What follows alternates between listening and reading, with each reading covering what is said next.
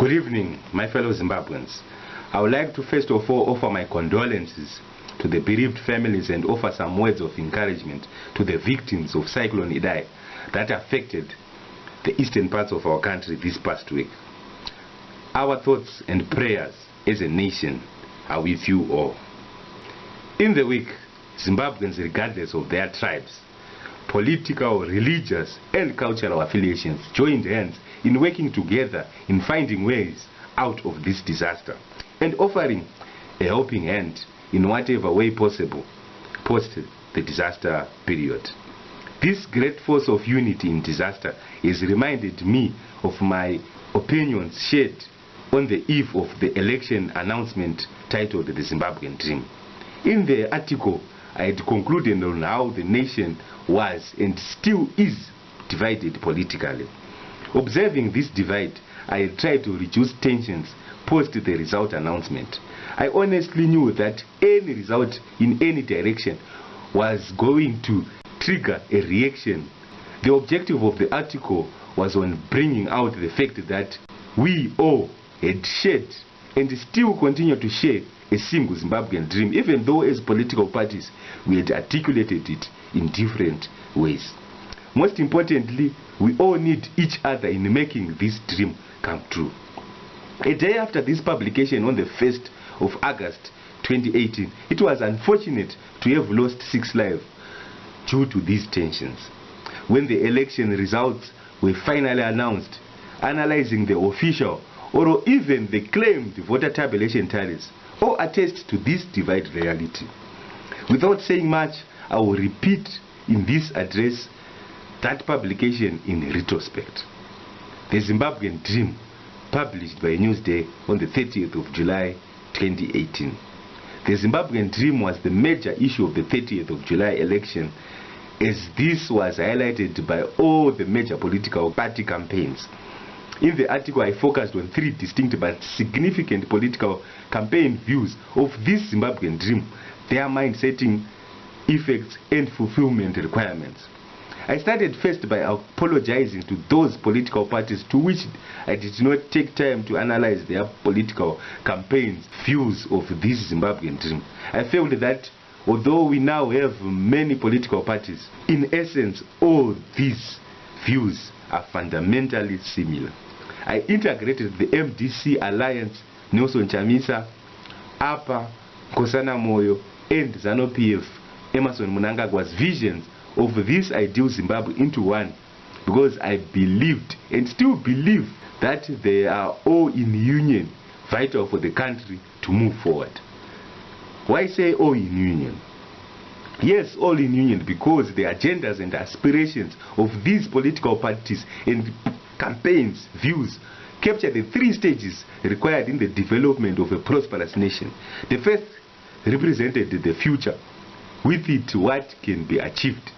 Then the next represented the present, with it what should be done. Then the last represented the past, with it lessons of worth. After reviewing these 3 election manifestos, I truly believe and to now still believe that they were all in essence similar in the key fundamental areas like land title, agricultural investment, international community re-engagement, the fight against corruption, the mining, tourism, and the need to retool and expand our production industries. Now that being said, there were some key issues that were captured in these campaigns which are worth noting as key attributes needed in harnessing this great Zimbabwean dream. The Nelson Chamisa campaign came with the imagination and the vision of a nation which is naturally resourced like Zimbabwe. With Zimbabwe's wealth of educated, talented and gifted population, the campaign possessed the dream on how far we can go as a nation in building a modern state.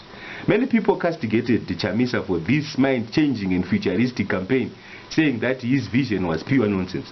The most notable international critique was the British hard-talk journalist Stephen Sako. We might have been a colony of Britain, but we are no longer bound by their idealism. Britain is a country that was built decades, if not centuries ago, and we are at different stages in our development. By God's grace, I personally had the opportunity in February last year of visiting the UAE city of Dubai. Dubai is a land which was built out of dreams, where 20 years ago it was just a pile of sand. The principle in Dubai is that the crazier the proposed project is, the more likely this crazy project will be built.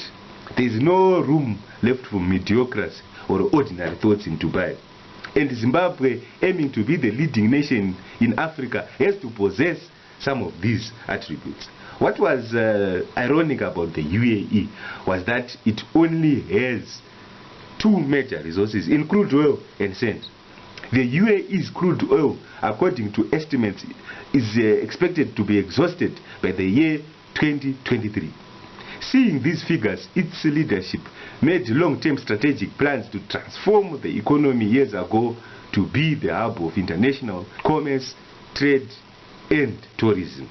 The country then built mega shopping malls, futuristic hotels, and sporting facilities. The city also engineered artificial islands to add up to its coastline and constructed a state-of-art transport network. These entire investments were made in order to transform their economy to be tourism and commerce-based. Zimbabwe is in a unique position, as it does not only have two major resources but an abundant number. Zimbabwe can strategically design its economy to be based on a number of sectors. Our liberation struggle was mainly aimed at reversing ownership to the means of production, that is the land, the mines, and the removal of segregation laws.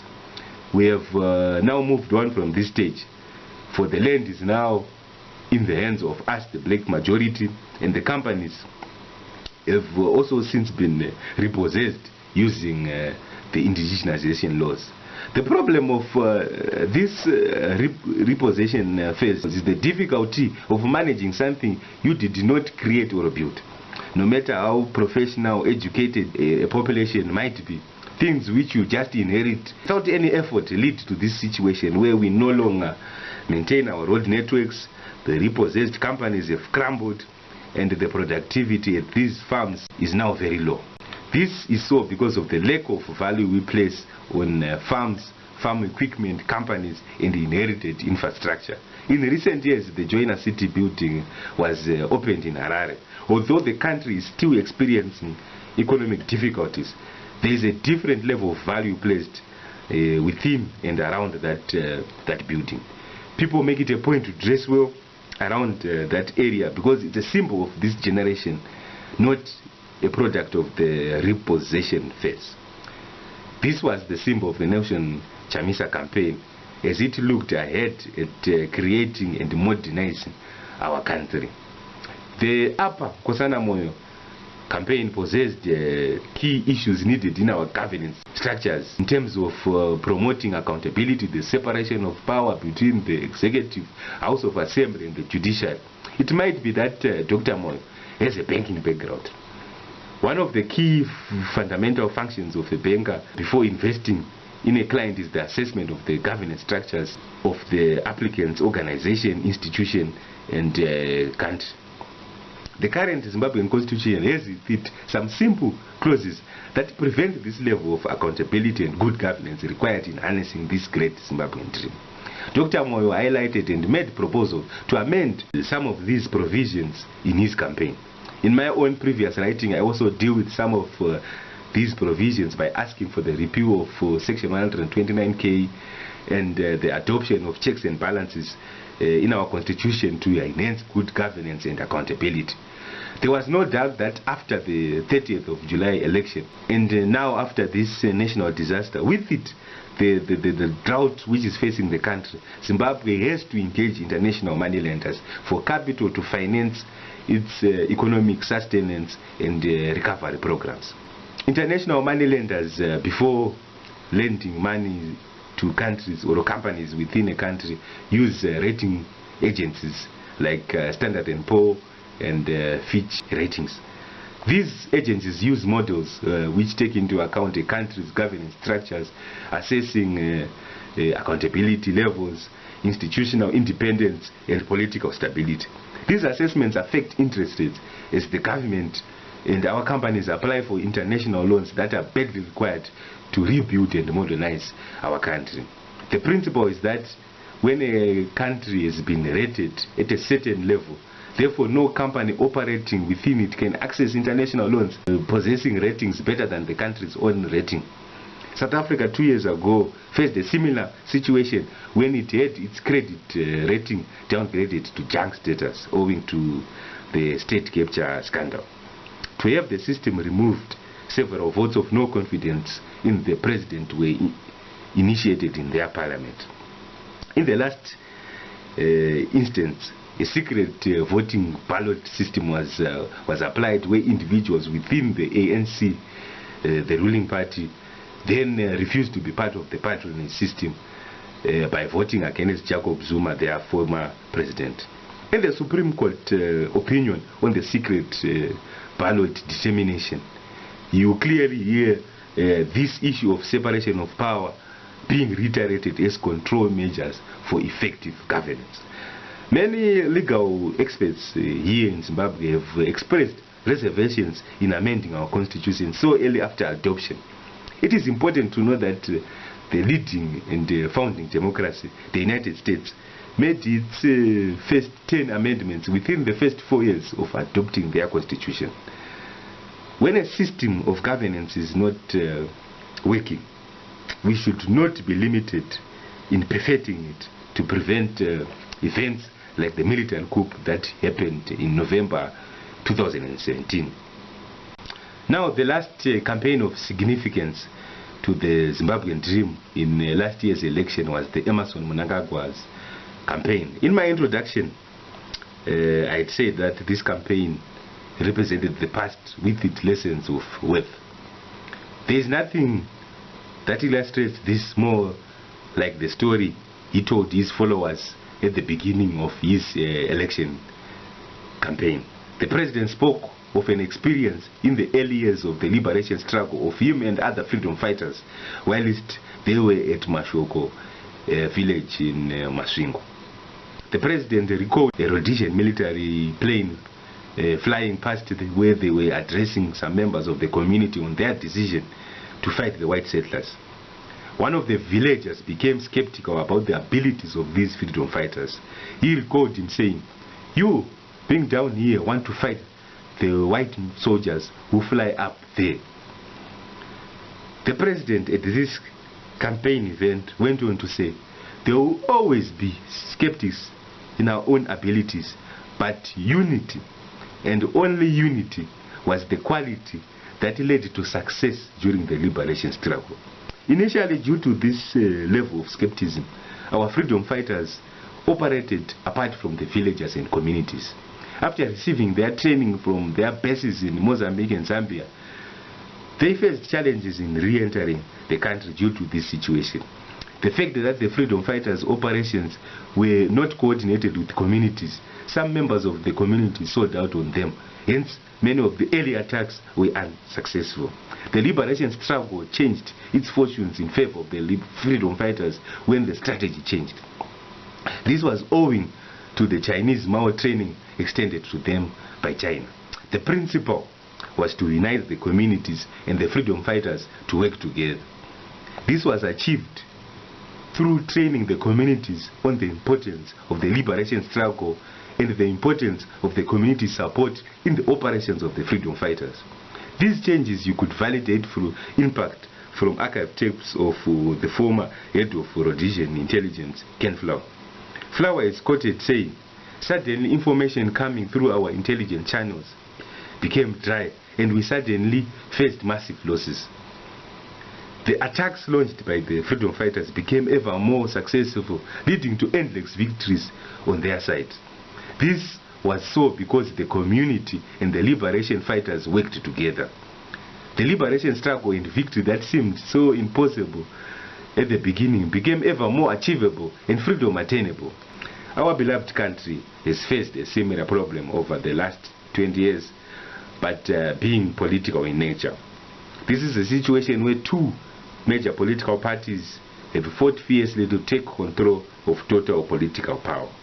The last 20 years have been characterized by one political party having a good policy program, but the other being forced to fight this policy program due to political ambition. Some of the methods have been destructive indeed. The only exception to this phenomenon was the unity government period. I hope that a strategic shift, like the change in strategy that happened during the liberation struggle, where the freedom fighters and the communities decided to work together, will prevail. I am very aware that the population of Zimbabwe is massively divided along these political party lines. But however, with all the political changes the country has experienced since November 2017, there seems to be light at the end of the tunnel. Clearly, the objectives and the proposed policies of our political parties have never been so similar. I also believe that for the challenges that lay ahead, no single political party will be able to navigate alone, considering our recent political history. Most of the issues require a united front, considering the divide in our population too. Some of the issues include the reintroduction of the Zimbabwean dollar, the current national disaster, the droughts facing the country this year, and the re-entry of the country into the international community. In conclusion, I could have focused on weaknesses of these campaigns and organizations, for all of them do have significant flaws. The phenomenon where they all unite together in tackling our problems will eclipse all these flaws. I thank you. Stay blessed.